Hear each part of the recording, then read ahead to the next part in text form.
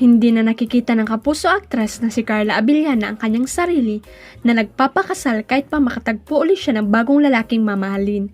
Ayon kay Carla, nagbago talaga ang pananaw niya tungkol sa kasal matapos mawasak ang marriage nila ng ex-husband na si Tom Rodriguez na tumagal lamang ng ilang buwan.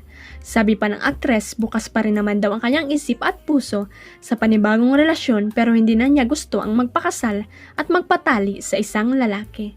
Love, definitely po Tito Boy, ang love po hindi na lang yan romantic lang.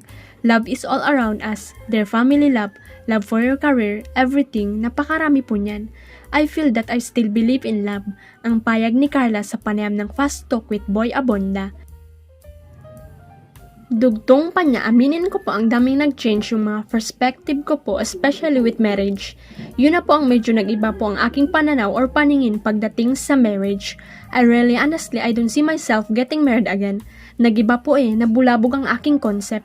Lahad pa ni Carla. Samantala, ready naman si Carla kapag dumating ang araw na mag-cross ang landas nila ni Tom. Wala raw problema sa kanya kung sakaling magkita uli sila ng personal ng dating asawa.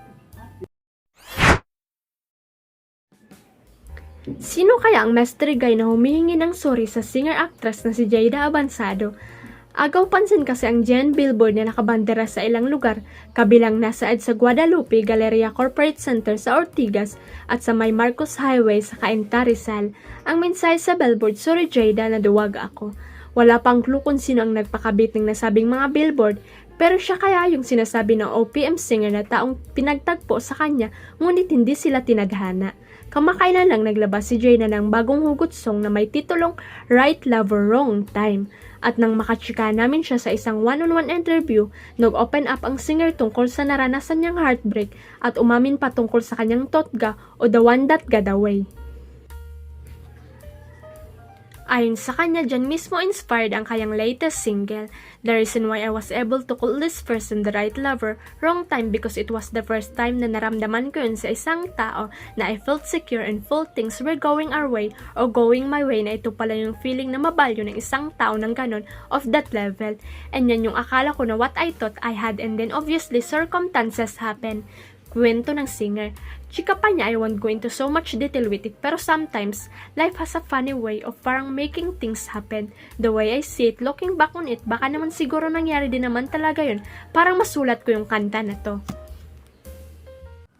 You know, like a bright future with this person, and then it just didn't work out. So I ended up writing the song as a way to cope with my feelings about the situation. And yun lang talaga, yun nakapag-inspire sa akin yun. And the whole concept eventually of the one that got away and the whole concept of believing that this person is your right love at the wrong time.